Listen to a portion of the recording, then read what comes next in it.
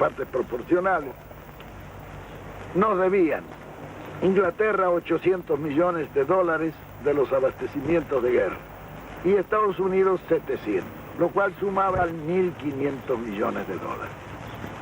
Bueno, lo primero que se nos ocurrió era cobrar. Muy bien. Hicimos las gestiones para cobrar. El presidente del Consejo Económico habló con que era Miguel Miranda, habló con los embajadores, y cuando él habló de cobrar, me decía que se habían reído los dos embajadores. Le contestaron que estaban cambiando la industria de guerra en industria de paz y esa transformación les llevaría 2 años. De manera que la posibilidad de cobrar esos 1.500 millones de dólares que nos debían, había que postergarlos durante 2 años, a lo cabo de los cuales nos empezarían a pagar con bienes de capital, es decir, maquinaria, vehículos, etc. Pero nosotros habíamos estudiado ese problema muy bien en el Consejo Nacional de Posguerra.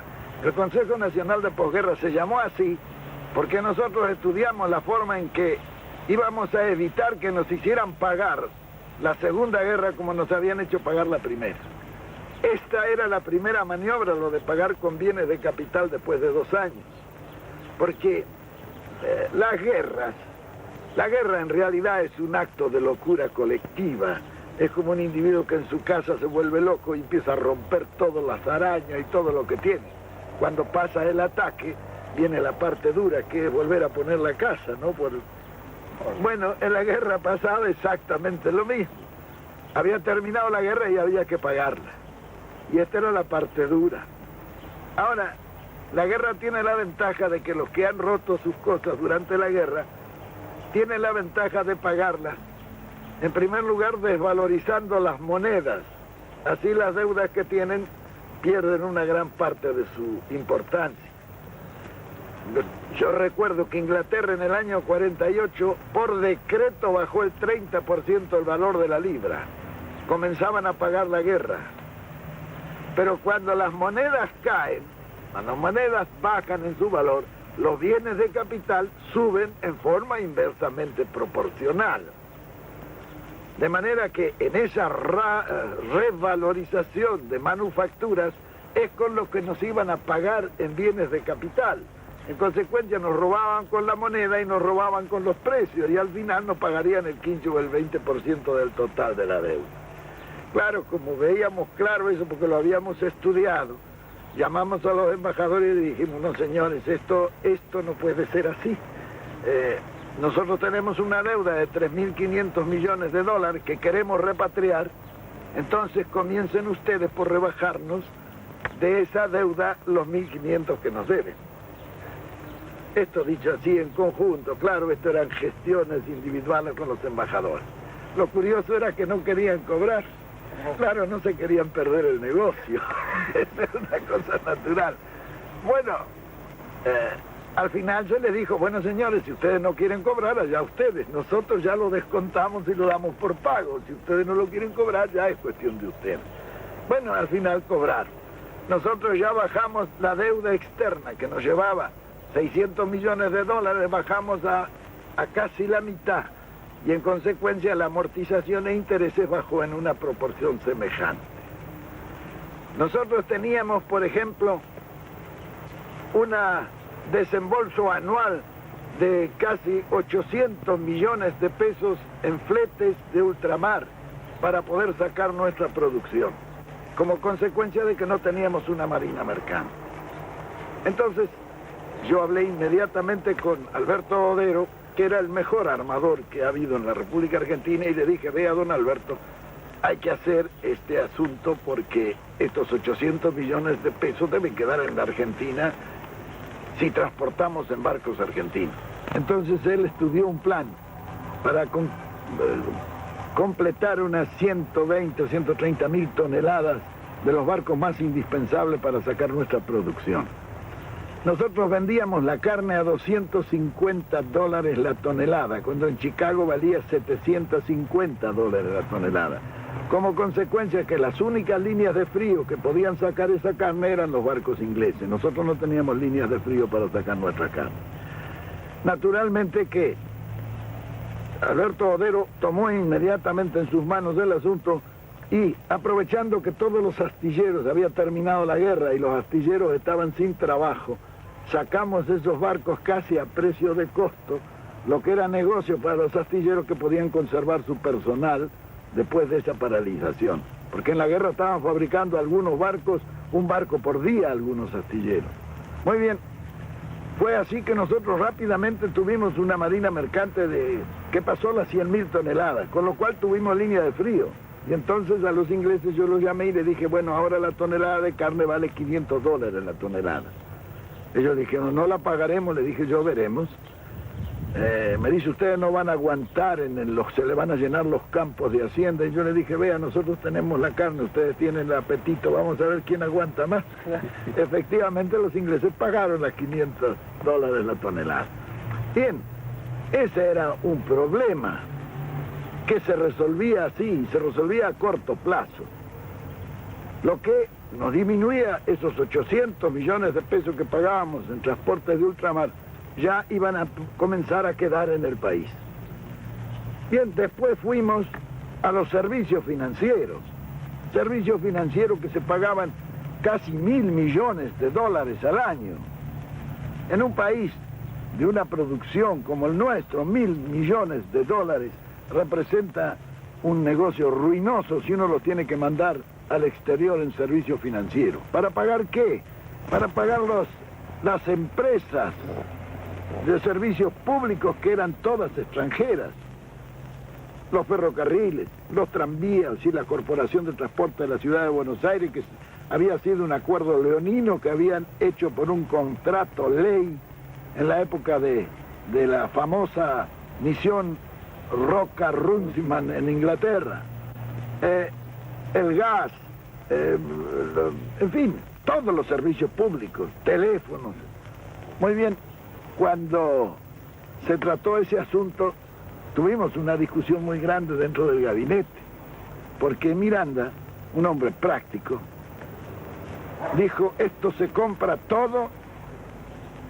Y entonces dije, bueno, ¿con qué plata? Sin plata, dijo, y efectivamente se compró todo sin plata. Se compraron los ferrocarriles, los teléfonos, se hizo la marina mercante, se compró el gas, los seguros, reaseguros, se nacionalizó la exportación, los depósitos bancarios, en fin. Todas esas medidas permitieron que nosotros bajáramos sistemáticamente los servicios financieros al 10% de entrada. ¿Cómo fue que se compró sin plata, general? Los ferrocarriles. Bueno, por ejemplo, los ferrocarriles se compraron con una habilidad extraordinaria de Miguel Miranda. Él era un comerciante y un negociante hábil. Él hizo correr primero la voz de que nosotros compraríamos los ferrocarriles. Los ingleses, que habían terminado la guerra y andaban un poco pobres, se vinieron enseguida a venderlos. Cuando llegaron, Miranda le dijo, no, nosotros no hemos dicho nada, dicho eso es una cosa, bueno, pero si ustedes los vendieran y nosotros los compraríamos, ¿cuál sería el precio? Y entonces los ingleses, que era el directorio de Londres ya, le dijeron el valor del libro. ¿Y cuánto es el valor del libro? 10.000 millones de pesos argentinos.